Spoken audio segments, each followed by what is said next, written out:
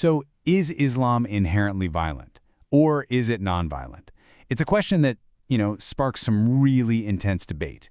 Today, we're going to dig into a source that makes a really clear case for one side of that argument. That nonviolence isn't just some option in Islam, it's the actual foundation. So which one is it? Is nonviolence the rule and violence the rare permitted exception? Or is it the other way around? Well, the source we're looking at argues it's absolutely the first one, and it builds its entire case on three core pillars. So let's walk through them. All right, so the first pillar of this argument is all about inner strength. And the idea here is that true nonviolence isn't about weakness, not being able to fight back. It's about having the strength not to. Okay, so the key concept here is a word, sabr. Now, you might see this translated as patience, but the source says that's way too simple. It's not about just passively waiting around. Think of it more as active self-control. It's the strength to endure some really tough stuff and deliberately choose your principles over just reacting to provocation. And this saying from the Prophet Muhammad, wow, it really drives this point home. It just completely reframes what we think of as strength. See, it's not about being able to wrestle someone to the ground. It's about being able to control yourself when you're angry. And that, according to this teaching, is where the real power is. And look, this isn't just some abstract theory. The source points to a powerful historical example, the early Muslims in Mecca. I mean, they faced years of just intense persecution, but they didn't fight back with violence. Instead, they practiced something called sabr jamil, which translates to beautiful patience. They just peacefully persisted.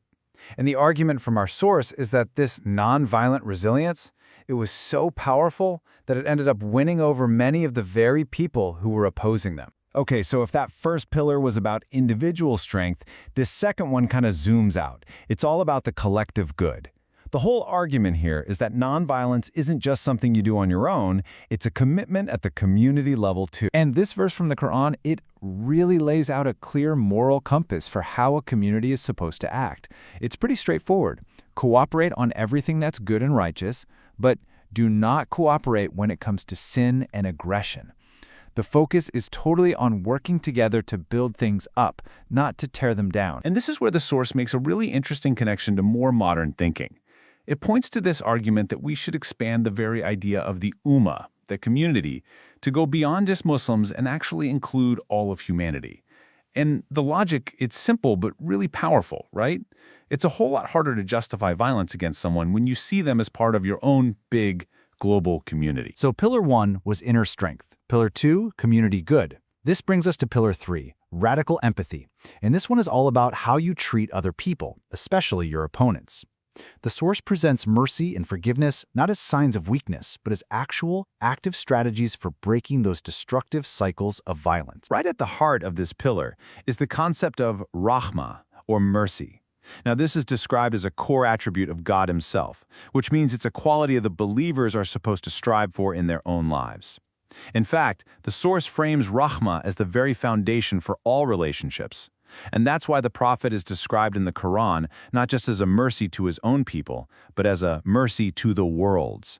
That's a huge idea. It's meant to encompass everyone and everything. And to illustrate this, the source gives us this incredibly dramatic historical example, the conquest of Mecca. So just imagine this. After being brutally persecuted and forced out of their homes, the Muslims return years later. And now they're in a position of total power. I mean, this was the perfect moment for revenge, right?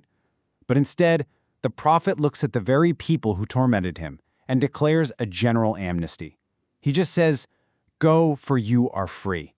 It was this radical act of forgiveness, and it was chosen specifically to end that cycle of violence once and for all. So what underpins all of this? It's a concept called karama, which means inherent human dignity.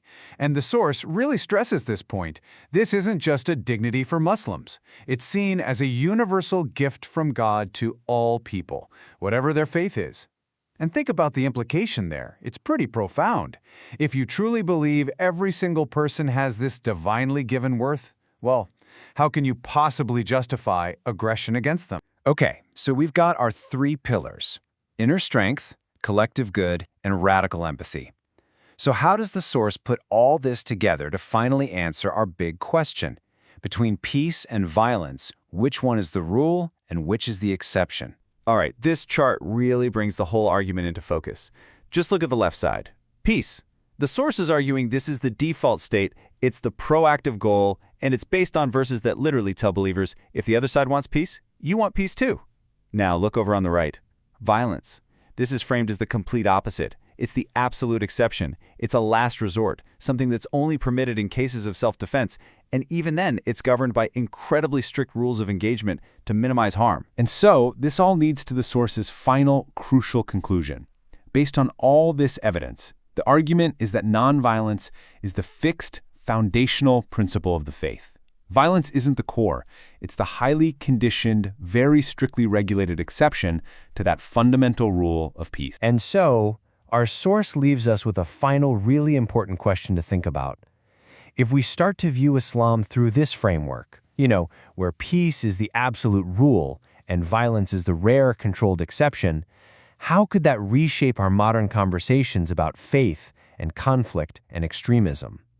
That's definitely something to chew on. Thanks for joining us for this explainer.